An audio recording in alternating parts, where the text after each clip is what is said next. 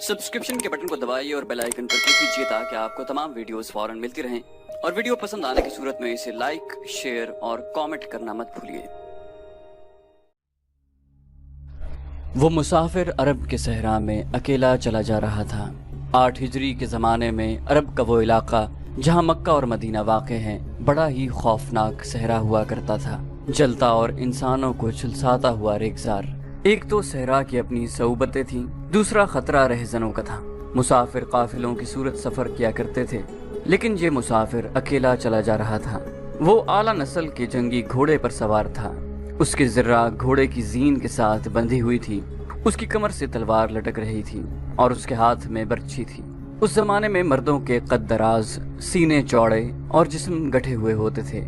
ये अकेला मुसाफिर भी उन्हीं मर्दों में से था, लेकिन जिस अंदाज से वो घोड़े की पीठ पर बैठा था उससे पता चलता था कि वो शहसवार है और वो कोई मामूली आदमी नहीं। उसके चेहरे पर खौफ का हल्का सा भी तासुर नहीं था कि रहज़न उसे लूट लेंगे, उससे इतनी अच्छी नस्ल का घोड़ा छीन लेंगे और उसे पैदल सफर करना पड़ेगा। लेकिन उसके चेहरे पर जो तासुर था वो कुदरती नहीं था। वो कुछ सोच रहा था, यादों से दिल बहला रहा था या कुछ यादों को जहन में दफन करने की कोशिश कर रहा था। आगे एक घाटी आ गई, घोड़ा चढ़ता चला गया। खासी बुलंदी पर जाकर जमीन हमवार हुई। सवार ने घोड़ा रोककर उसे घुमाया और रिकाबों पर खड़े होकर पीछे देखा। उससे मक्का नजर न आया। मक्का उफक के नीचे चला गया था। अबू सुलेमान, उसे जैसे आवाज सुनाई दी हो, अब पीछे न देखो, मक्का को जहन से उतार दो, तुम मर्द मैदान हो, अपने आप को 2 हिस्सों में न कटने दो, अपने फैसले पर कायम रहो, तुम्हारी मंजिल मदीना है। उसने मक्का की समत से निगाहें हटा ली, घोड़े का रुख मदीना की तरफ किया और बाग को हल्का सा झटका दिया। घोड़ा अपने सवार के इशारे समझता था, नपी तुली चाल चल पड़ा। सवार की उम्र 43 बरस थी, लेकिन वो अपनी उम्र से जवान लगता था। सुलेमान उसके बेटे का नाम था। उसके बाप का नाम अल वलीद था। उसे अबू सुलेमान कहलाना ज्यादा पसंद था। उसे मालूम न था कि तारीख उसे खालिद बिन वलीद के नाम से याद रखेगी। ये नाम इस्लाम की अस्करी रिवायात और जज्बे का दूसरा नाम बन जाएगा। मगर 43 बरस की उम्र में जब खालिद मदीने की तरफ जा रहा था, उस वक्त वो मुसलमान नहीं था। छोटी छोटी झड़पों के अलावा वो मुसलमानों के खिलाफ 2 बड़ी जंगे उहद और जंगे खंदक लड़ चुका था। जब रसूल करीम सल्लल्लाहु अलैहि वसल्लम पर 610 ईस्वी बरोज सोमवार पहली वही नाजिल हुई, उस वक्त खालिद की उम्र 24 साल थी। उस वक्त तक वो अपने कबीले बन्नू मखजूम की अस्करी कुव्वत का कायद बन चुका था। बन्नू मखजूम का शुमार कुरैश के चंद एक मुअज़्ज़ज़ खानदानों में होता था। कुरैश के अस्करी उमूर उसी खानदान के सुपुर्द थे। कुरैश खालिद के बाप अल वलीद के अहकाम और फैसले मानते थे। 24 बरस की उम्र में यह हैसियत खालिद को भी हासिल हो गई थी, मगर इस हैसियत को ठुकरा कर खालिद अबू सुलेमान मदीने को जा रहा था। कभी वो महसूस करता जैसे उसकी जात से कोई कुव्वत उसे पीछे को घसीट रही हो। जब वो इस कुव्वत के असर को महसूस करता तो उसकी गर्दन पीछे को मुड़ जाती, लेकिन उसकी अपनी जात से एक आवाज उठती, आगे देख खालिद, तू वलीद का बेटा तो है, लेकिन वो मर गया है। अब तू सुलेमान का बाप है, वो जिंदा है। उसके जहन में 2 नाम अटक गए, मोहम्मद सल्लल्लाहु अलैहि वसल्लम जो एक नया दीन लेकर आए थे, और अल वलीद जो खालिद के बाप और मोहम्मद सल्लल्लाहु अलैहि वसल्लम और आपके नई दीन का बड़ा दुश्मन था। बाप ये दुश्मनी विरसे के तौर पर खालिद के हवाले करके दुनिया से उठ गया था। खालिद के घोड़े ने पानी की मुश्क पर अपने आप ही रुख बदल लिया था। खालिद ने उधर देखा, उसे गोल दायरे में खजूरों के दरख्त और सहरा के झाड़ी नुमा दरख्त नजर आए। घोड़ा उधर ही जा रहा था। नखलिस्तान में दाखिल होकर खालिद घोड़े से कूद गया। इमामा उतार कर वो पानी के किनारे दोजानू हो गया। उसने पानी चुल्लू भर भर कर अपने सर पर डाला और 2-4 छींटे मुंह पर फेंके। उसका घोड़ा पानी पी रहा था। खालिद ने इस चश्मे से पानी पिया जो सिर्फ इंसानों के इस्तेमाल के लिए था। ये एक छोटा सा जंगल था। खालिद ने घोड़े की जीन उतारी और जीन के साथ बंधी हुई छोटी सी एक दर्री खोलकर झाड़ी नुमा दरख्तों के झुंड तले बिछाई और लेट गया। वो थक गया था, थोड़ी देर के लिए सो जाना चाहता था, मगर उसके जहन में यादों का जो काफिला चल पड़ा था वो उसे सोने नहीं दे रहा था। उसे 7 साल पहले का एक दिन याद आया जब उसके अजीजों ने मोहम्मद सल्लल्लाहु अलैहि वसल्लम को कत्ल करने का मंसूबा बनाया था। इस मंसूबे में खालिद का बाप अल वलीद पेश था। वो सितंबर 622 ईस्वी की एक रात थी। कुरैश ने रसूल खुदा सल्लल्लाहु अलैहि वसल्लम को सोते में कत्ल करने के लिए ऐसे आदमी चुने थे जो इंसान के रूप में वहशी और दरिंदे थे। खालिद कुरैश के सरकर्दा खानदान का जवान था। اس وقت اس کی عمر 27 سال تھی۔ وہ حضور اکرم صلی اللہ علیہ وسلم کے قتل کی سازش میں شریک تھا، لیکن وہ قتل کے لیے جانے والوں کے گروہ میں شامل نہیں تھا۔ اسے 7 سال پہلے کی وہ رات گزرے ہوئے کل کی طرح یاد تھی۔ وہ اس قتل پر بھی خوش تھا اور ناخوش بھی۔ خوش اس لیے کہ اس کے اپنے قبیلے کے ہی ایک آدمی نے اس کے مذہب کو، جو بت پرستی تھی، باطل کہہ دیا اور اپنے آپ کو خدا کا پیغمبر کہہ دیا۔ ایسے دشمن کے قتل پر خوش ہونا فطری بات تھی، اور وہ ناخوش اس لیے تھا کہ وہ اپنے دشمن کو للکار کر آمنے سامنے کی لڑائی لڑنے کے قائل تھا۔ اس نے سوئے ہوئے دشمن کو قتل کرنے کی کبھی سوچی ہی نہیں تھی۔ بہرحال اس نے اس سازش کی مخالفت نہیں کی، لیکن قتل کی رات جب قاتل رسول خدا کو مقررہ وقت پر قتل کرنے گئے تو آپ صلی اللہ علیہ وسلم کا مکان خالی تھا۔ وہاں گھر کا سامان بھی نہیں تھا، نہ آپ کا گھوڑا تھا اور نہ اونٹنی۔ قریش اس امید پر سوئے ہوئے تھے کہ صبح انہیں خوشخبری ملے گی کہ ان کے مذہب کو جھٹلانے اور انہیں اپنے نئے مذہب کی طرف بلانے والا قتل ہو گیا ہے، مگر صبح وہ ایک دوسرے کو مایوسی کے عالم میں دیکھ رہے تھے۔ پھر وہ سرگوشیوں میں ایک دوسرے سے پوچھنے لگے، محمد کہاں گیا؟ رسول خدا صلی اللہ علیہ وسلم قتل کے وقت سے بہت پہلے اپنے قتل کی سازش سے آگاہ ہو کر مدینے کو ہجرت کر گئے تھے۔ صبح تک آپ صلی اللہ علیہ وسلم بہت دور نکل گئے تھے۔ خالد کے ذہن سے یادیں پھوٹتی چلی آ رہی تھی۔ ذہن پیچھے ہی پیچھے ہٹتے ہٹتے 16 برس دور جا نکلا۔ 613 عیسوی کی ایک شام رسول کریم صلی اللہ علیہ وسلم نے قریش کے چند ایک سرکردہ افراد کو اپنے ہاں کھانے پر مدعو کیا۔ کھانے کے بعد رسول کریم صلی اللہ علیہ وسلم نے اپنے مہمانوں سے کہا، اے بنی عبد المطلب، میں تمہارے سامنے جو تحفہ پیش کرنے لگا ہوں وہ عرب کا کوئی اور شخص پیش نہیں کر سکتا، اس لیے کہ اللہ نے مجھے منتخب کیا ہے۔ مجھے اللہ نے حکم دیا ہے کہ تمہیں ایک ایسے مذہب کی طرف بلاؤں جو تمہاری دنیا کے ساتھ تمہاری عاقبت بھی آسودہ اور مسرور کر دے گا۔ اس طرح رسول خدا نے پہلی وحی کے نزول کے 3 سال بعد اپنے قریبی عزیزوں کو اسلام قبول کرنے کی دعوت دی۔ خالد اس محفل میں نہیں تھا، اس کا باپ مدعو تھا۔ اس نے خالد کو مذاق اڑانے کے انداز میں بتایا تھا کہ عبد المطلب کے پوتے محمد صلی اللہ علیہ وسلم نے کہا ہے کہ وہ اللہ کا بھیجا ہوا نبی ہے۔ ہم جانتے ہیں کہ عبد المطلب قریش کا ایک سردار تھا۔ الولید نے اپنے بیٹے سے کہا، بے شک محمد کا خاندان اعلیٰ حیثیت رکھتا ہے، لیکن نبوت کا دعویٰ اس خاندان کا کوئی فرد کیوں کرے؟ اللہ کی قسم اور حبل اور عزا کی، میرے خاندان کا رتبہ کسی سے کم نہیں۔ کیا نبوت کا دعویٰ کر کے کوئی ہم سے اونچا ہو سکتا ہے؟ خالد نے پوچھا، آپ نے اسے کیا کہا؟ پہلے تو ہم چپ ہو گئے، پھر ہم سب ہنس پڑے۔ الولید نے کہا، لیکن محمد کے چچا زاد بھائی علی نے محمد کی نبوت کو قبول کر لیا ہے۔ خالد اپنے باپ کی طنزیہ ہنسی کو بھولا نہیں تھا۔ خالد کو 629 عیسوی کے ایک روز مکہ اور مدینہ کے راستے میں ایک نخلستان میں لیٹے ہوئے وہ وقت یاد آ رہا تھا۔ رسول اللہ صلی اللہ علیہ وسلم جن کی نبوت کو قریش کے سردار قبول نہیں کر رہے تھے، اس نبوت کو لوگ قبول کرتے چلے جا رہے تھے۔ ان میں اکثریت نوجوانوں کی تھی، بعض مفلس لوگوں نے بھی اسلام قبول کر لیا۔ اس سے نبی کریم صلی اللہ علیہ وسلم کے حوصلے میں جان آ گئی اور آپ صلی اللہ علیہ وسلم نے اسلام کی تبلیغ تیز کر دی۔ آپ بت پرستی کے خلاف تھے۔ مسلمان ان 360 بتوں کے خلاف تھے جو کعبہ کے اندر اور باہر رکھے ہوئے تھے۔ طلوع اسلام سے پہلے عرب ایک خدا کو مانتے تھے اور پوجتے ان بتوں کو تھے۔ انہیں وہ دیویاں اور دیوتا کہتے اور انہیں اللہ کے بیٹے اور بیٹیاں مانتے تھے۔ وہ ہر بات میں اللہ کی قسم کھاتے تھے۔ قریش نے دیکھا کہ محمد صلی اللہ علیہ وآلہ وسلم کے جس دین کا انہوں نے مذاق اڑایا تھا وہ مقبول ہوتا جا رہا تھا، تو انہوں نے آپ صلی اللہ علیہ وسلم کی تبلیغی سرگرمیوں کے خلاف محاذ بنا لیا اور مسلمانوں کا جینا حرام کر دیا۔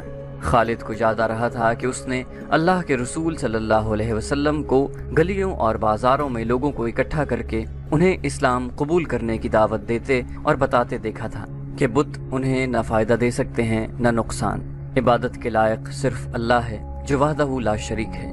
رسول خدا صلی اللہ علیہ وسلم کی مخالفت کے قائد قریش کے 4 سردار تھے۔ ایک تو خالد کا باپ الولید تھا، دوسرا نبی کریم صلی اللہ علیہ وسلم کا اپنا چچا ابو لہب تھا، تیسرا ابو سفیان اور چوتھا ابو الحکم تھا جو خالد کا چچا زاد بھائی تھا۔ مسلمانوں پر سب سے زیادہ ظلم اور تشدد اسی شخص نے کیا تھا۔ وہ جہالت کی حد تک کینہ پرور اور مسلم کش تھا، اسی لیے مسلم اسے ابو جہل کہتے تھے۔ یہ نام اتنا عام ہوا کہ لوگ جیسے اس کا اصل نام بھول ہی گئے ہوں۔ تاریخ نے بھی اس پستہ قد، بھینگے اور لوہے کی طرح مضبوط آدمی کو ابو جہل کے نام سے ہی یاد رکھا ہے۔ خالد کو یہ یادیں پریشان کرنے لگیں، شاید شرمسار بھی۔ قریش کے لوگوں نے رسول خدا صلی اللہ علیہ وسلم کے گھر میں کئی بار غلاظت پھینکی تھی۔ جہاں کوئی مسلمان اسلام کی تبلیغ کر رہا ہوتا وہاں قریش کے آدمی جا پہنچتے اور ہلڑ مچاتے۔ بد اخلاق اور دھتکارے ہوئے آدمیوں کو رسول خدا صلی اللہ علیہ وسلم کو پریشان کرتے رہنے کے کام پر لگا دیا گیا تھا۔ خالد کو یہ اطمینان ضرور تھا کہ اس کے باپ نے محمد صلی اللہ علیہ وسلم کے خلاف ایسی کوئی گھٹیا حرکت نہیں کی تھی۔ وہ 2 مرتبہ قریش کے 3-4 سرداروں کو ساتھ لے کر رسول خدا کے چچا ابو طالب کے پاس یہ کہنے گیا تھا کہ وہ اپنے بھتیجے کو بتوں کی توہین اور نبوت کے دعوے سے روکے، ورنہ وہ کسی کے ہاتھوں قتل ہو جائے گا۔ ابو طالب نے ان لوگوں کو دونوں مرتبہ ٹال دیا۔ خالد کو اپنے باپ کی بہت بڑی قربانی یاد آئی۔ عمارہ خالد کا بھائی تھا۔ وہ خاص طور پر خوبصورت نوجوان تھا۔ وہ ذہین تھا اور اس میں بانک پن تھا۔ خالد کے باپ الولید نے اپنے اتنے خوبصورت بیٹے عمارہ کو قریش کے 2 سرداروں کے حوالے کیا اور انہیں کہا کہ اسے محمد کے چچا ابو طالب کے پاس لے جاؤ اور اس سے کہو کہ میرا بیٹا رکھ لو اور اس کے بدلے محمد صلی اللہ علیہ وسلم ہمیں دے دو۔ خالد اپنے باپ کے اس فیصلے پر کانپ اٹھا تھا، اور جب اس کا بھائی عمارہ دونوں سرداروں کے ساتھ چلا گیا تو خالد تنہائی میں جا کر رویا۔ سرداروں نے عمارہ کو رسول کریم کے چچا کے آگے کر کے کہا، ابو طالب، اسے تم جانتے ہو، یہ عمارہ بن الولید ہے۔ تم یہ بھی جانتے ہو کہ بنو ہاشم نے، جس کے تم سردار ہو، ابھی تک اس جیسا سجیلا اور عقل مند جوان پیدا نہیں کیا۔ یہ ہم ہمیشہ کے لیے تمہارے حوالے کرنے آئے ہیں، اسے اپنا بیٹا بنا کر رکھو، یہ تمام عمر تمہارا فرما بردار رہے گا، اور اگر اسے اپنا غلام بنا لو گے تو قسم ہے اللہ کی تم پر اپنی جان بھی قربان کر دے گا۔ مگر تم اسے میرے حوالے کیوں کر رہے ہو؟ ابو طالب نے پوچھا، کیا بنو مخزوم کی ماؤں نے اپنے بیٹوں کو نیلام کرنا شروع کر دیا ہے؟ کہو اس کی کتنی قیمت چاہتے ہو، اس کے عوض ہمیں اپنا بھتیجا محمد دے دو۔ قریش کے ایک سردار نے کہا، تمہارا یہ بھتیجا تمہاری رسوائی کا باعث بن گیا ہے۔ اس نے تمہارے آباء و اجداد کے مذہب کو رد کر کے نیا مذہب بنا لیا ہے۔ کیا تم دیکھ نہیں رہے کہ تم نے اس قبیلے میں آدمی کو آدمی کا دشمن بنا دیا ہے؟ تم میرے بھتیجے کو لے جا کر کیا کرو گے؟ قتل؟ قریش کے دوسرے سردار نے جواب دیا، ہم محمد کو قتل کریں گے، یہ بے انصافی نہیں ہوگی۔ تم دیکھ رہے ہو کہ ہم تمہارے بھتیجے کے بدلے تمہیں اپنا بیٹا دے رہے ہیں، یہ بہت بڑی بے انصافی ہوگی۔ ابو طالب نے کہا، تم میرے بھتیجے کو قتل کرو گے اور میں تمہارے بیٹے کو پالوں گا اور اس پر خرچ کروں گا اور اسے بہت اچھی زندگی دوں گا۔ تم میرے پاس کیسا انصاف لے کر آئے ہو؟ میں تمہیں عزت سے رخصت کرتا ہوں۔ خالد نے جب اپنے بھائی کو اپنے سرداروں کے ساتھ واپس آتے دیکھا اور سرداروں سے سنا کہ ابو طالب نے یہ سودا قبول نہیں کیا تو خالد کو دلی مسرت ہوئی تھی۔ محمد صلی اللہ علیہ وسلم کا تم نے کیا بگاڑ لیا تھا ابو سلیمان؟ خالد کی ذات سے ایک سوال اٹھا۔ اس نے خیالوں ہی خیالوں میں سر ہلایا اور دل ہی دل میں کہا، کچھ نہیں۔ بے شک محمد صلی اللہ علیہ وسلم کا جسم طاقتور ہے، لیکن رکانہ بن عبد یزید جیسے پہلوان کو اٹھا کر پٹکنے کے لیے صرف جسمانی طاقت کافی نہیں۔ رکانہ بن عبد یزید رسول کریم صلی اللہ علیہ وسلم کا چچا تھا جس نے اسلام قبول نہیں کیا تھا۔ یہ عرب کا مانا ہوا پہلوان تھا۔ نامی گرامی پہلوان آئے جنہیں اس نے ایک ہی داؤں میں پٹخ کر اٹھنے کے قابل نہیں چھوڑا۔ وہ وحشی انسان تھا، صرف لڑنا مارنا جانتا تھا۔ خالد کو وہ وقت یاد آنے لگا جب مسلمانوں کو دق کرنے والے 3-4 آدمیوں نے ایک دن رکانہ پہلوان کو خوب کھلایا پلایا اور اسے کہا تھا کہ تمہارا بھتیجا محمد صلی اللہ علیہ وسلم کسی کے ہاتھ نہیں آتا، نہ اپنی تبلیغ سے باز آتا ہے، نہ کسی سے ڈرتا ہے، اور لوگ اس کی باتوں کے جادو میں آتے چلے جا رہے ہیں۔ کیا تم اسے سیدھا نہیں کر سکتے؟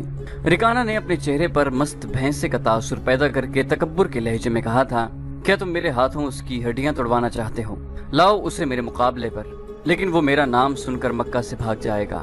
نہیں، میں اس کے ساتھ لڑنا اپنی توہین سمجھتا ہوں۔ اس نے اکسانے والے آدمیوں کی بات نہ مانی۔ وہ کسی پہلوان کو اپنے برابر سمجھتا ہی نہیں تھا۔ مسلمانوں کے دشمن خاموش ہو گئے تھے، لیکن سوچتے رہے کہ رسول خدا صلی اللہ علیہ وسلم کو رکانہ کے ہاتھوں گرا کر آپ صلی اللہ علیہ وسلم کا تماشا بنایا جائے۔ مکہ کے یہودی خاص طور پر رسول اکرم کے دشمن تھے، لیکن وہ کھل کر میدان میں نہیں آتے تھے۔ وہ خوش تھے کہ اہل قریش آپس میں بٹ کر ایک دوسرے کے دشمن ہو گئے ہیں۔ انہیں پتہ چل گیا کہ قریش کے کچھ آدمیوں نے رکانہ پہلوان کو اکسایا ہے کہ وہ رسول خدا کو کشتی کے لیے للکارے، لیکن وہ نہیں مان رہا تھا۔ ایک روز رکانہ رات کے وقت ایک گلی سے گزر رہا تھا کہ اس کے قریب سے ایک بڑی حسین اور جوان لڑکی گزری۔ چاندنی رات میں لڑکی نے رکانہ کو پہچان لیا اور مسکرائی۔ رکانہ وحشی تھا، وہ رک گیا اور لڑکی کا راستہ روک لیا۔ کیا تم جانتی ہو کہ عورت مرد کی طرف دیکھ کر مسکراتی ہے تو اس کا مطلب کیا ہوتا ہے؟ رکانہ پہلوان نے پوچھا۔ کون ہو تم؟ اس کا مطلب یہ ہوتا ہے کہ عورت اس مرد کو چاہتی ہے۔ اس جوان لڑکی نے جواب دیا، میں سبت بنت ارمن ہوں۔ اوہ، ارمن یہودی کی بیٹی، رکانہ نے کہا اور لڑکی کے کندھوں پر ہاتھ رکھ کر اسے اپنے قریب کر کے بولا، کیا میرا جسم تجھے اتنا اچھا لگتا ہے اور کیا میری طاقت؟ سبت نے پیچھے ہٹتے ہوئے کہا، تمہاری طاقت نے مجھے مایوس کر دیا ہے، تم اپنے بھتیجے سے ڈر گئے ہو۔ رکانہ نے گرج کر پوچھا، کون کہتا ہے؟ سبت نے جواب دیا، سب کہتے ہیں۔ پہلے محمد کو گراؤ، میں اپنا جسم تمہیں انعام میں دوں گی۔ خدا کے بیٹوں اور بیٹیوں کی قسم، تیری بات پوری کر کے تیرے سامنے لاؤں گا۔ رکانہ نے کہا، لیکن تو نے غلط سنا ہے کہ میں محمد سے ڈرتا ہوں۔ بات یہ ہے کہ میں اپنے سے کمزور کے ساتھ لڑنا اپنی توہین سمجھتا ہوں، لیکن تیری بات پوری کروں گا۔ مشہور مورخ ابن حشام نے لکھا ہے کہ رسول کریم صلی اللہ علیہ وآلہ وسلم نے خود رکانہ پہلوان کو کشتی کے لیے للکارا تھا، لیکن دوسرے مورخ ابن الاسیر نے جو شہادت پیش کی ہے وہ صحیح ہے کہ رکانہ نے محمد صلی اللہ علیہ وسلم کو کشتی کے لیے للکارا اور اس نے کہا تھا، میرے بھائی کے بیٹے، تم بڑے دل اور بڑی جرت والے آدمی ہو۔ میں یہ بھی جانتا ہوں کہ تم جھوٹ بولنے سے نفرت کرتے ہو، لیکن مرد کی جرت اور صداقت کا پتہ اکھاڑے میں چلتا ہے۔ آؤ میرے مقابلے میں اکھاڑے میں اترو، اگر مجھے گرا لو تو میں تمہیں اللہ کا بھیجا ہوا نبی مان لوں گا، اللہ کی قسم تمہارا مذہب قبول کر لوں گا، لیکن یہ ایک بھتیجے اور چچا کی کشتی نہیں ہوگی۔ رسول خدا صلی اللہ علیہ وسلم نے رکانہ کی للکار کے جواب میں کہا، ایک بت پرست اور سچے دین کے ایک پیغمبر کی لڑائی ہوگی، تو ہار گیا تو اپنا وعدہ نہ بھولنا۔ مکہ میں یہ خبر صحرا کی آندھی کی طرح پھیل گئی کہ رکانہ پہلوان اور محمد صلی اللہ علیہ وسلم کی کشتی ہوگی، اور جو ہار جائے گا وہ جیتنے والے کا مذہب قبول کر لے گا۔ قریش کا بچہ بچہ، مرد و زن اور یہودی ہجوم کر کے آ گئے۔ مسلمانوں کی تعداد بہت تھوڑی تھی، وہ تلواروں اور برچھیوں سے مسلح ہو کر آئے، کیونکہ انہیں خطرہ محسوس ہو رہا تھا کہ قریش کشتی کو بہانہ بنا کر رسول خدا صلی اللہ علیہ وسلم کو قتل کر دیں گے۔ عرب کا سب سے زیادہ طاقتور اور وحشی پہلوان رکانہ بن عبد یزید رسول کریم صلی اللہ علیہ وسلم کے مقابلے پر اترا۔ اس نے رسول خدا پر تنزیہ نظر ڈالی اور آپ صلی اللہ علیہ وسلم پر پھپتی کسی۔ آپ صلی اللہ علیہ وسلم مکمل خاموشی اور اطمینان سے رکانہ کی آنکھوں میں آنکھیں ڈال کر دیکھتے رہے کہ وہ بے خبری میں کچھ داؤ نہ کھیل جائے۔ رکانہ آپ کے ارد گرد یوں گھوما جیسے شیر اپنے شکار کے ارد گرد گھوم گیا ہو اور اب اسے کھا جائے گا۔ ہجوم رسول اکرم صلی اللہ علیہ وسلم کا مذاق اڑا رہا تھا۔ مسلمان خاموش تھے، وہ دل ہی دل میں اللہ کو یاد کر رہے تھے۔ انہوں نے اپنی تلوار کے دستوں پر ہاتھ رکھے ہوئے تھے، پھر نہ جانے کیا ہوا۔ رسول اکرم صلی اللہ علیہ وسلم نے کیا داؤ کھیلا؟ ابن الاسیر کہتا ہے کہ آپ صلی اللہ علیہ وسلم نے رکانہ کو اٹھا کر زمین پر پٹخ دیا۔ رکانہ زخمی شیر کی طرح اٹھا اور غرا کر آپ صلی اللہ علیہ وسلم پر حملہ آور ہوا۔ آپ صلی اللہ علیہ وسلم نے پھر وہی داؤ کھیلا اور اسے پٹخ دیا۔ وہ اٹھا تو آپ نے اسے تیسری بار پٹخا۔ بھاری بھرکم جسم 3 بار پٹخا گیا تو کشتی جاری رکھنے کے قابل نہ رہا۔ رکانہ سر جھکا کر اکھاڑے سے نکل گیا۔ ہجوم پر سناٹا طاری ہو گیا اور مسلمان ننگی تلواریں اور برچھیاں ہوا میں لہرا لہرا اور اچھال اچھال کر نعرے لگا رہے تھے۔ رسول اللہ صلی اللہ علیہ وسلم نے للکار کر کہا، چچا رکانہ، اپنا وعدہ پورا کر اور یہی اعلان کر کہ آج سے تو مسلمان ہے۔ رکانہ نے قبول اسلام سے صاف انکار کر دیا تھا۔ خالد نے نخلستان میں لیٹے لیٹے اپنے آپ سے کہا، یہ طاقت جسمانی نہیں تھی۔ رکانہ کو یوں 3 بار پٹخنا تو دور کی بات ہے، اسے کوئی پچھاڑ بھی نہیں سکتا تھا۔ رسول اکرم صلی اللہ علیہ وسلم کا تصور خالد کے ذہن میں نکھر آیا۔ وہ آپ صلی اللہ علیہ وسلم کو اچھی طرح سے جانتا تھا، لیکن اب وہ محسوس کر رہا تھا جیسے وہ محمد صلی اللہ علیہ وسلم کوئی اور تھے جنہیں وہ بچپن سے جانتا تھا۔ اس کے بعد آپ صلی اللہ علیہ وسلم نے جو رخ اختیار کیا تھا اس میں خالد آپ صلی اللہ علیہ وسلم کو نہیں پہچانتا تھا۔ نبوت کے دعوے کے بعد خالد کی آپ صلی اللہ علیہ وسلم کے ساتھ بول چال بند ہو گئی تھی۔ وہ آپ کے ساتھ 2 ہاتھ کرنا چاہتا تھا، لیکن وہ رکانہ کی طرح پہلوان نہیں تھا۔ وہ میدان جنگ میں لڑنے والا اور لڑنے والوں کی قیادت کرنے والا جنگجو تھا، لیکن اس وقت مسلمان فوج کی صورت میں لڑنے کے قابل نہیں تھے۔ سبسکرپشن کے بٹن کو دبائیے اور بیل آئیکن پر کلک کیجیے تاکہ آپ کو تمام ویڈیوز فوراً ملتی رہیں، اور ویڈیو پسند آنے کی صورت میں اسے لائک، شیئر اور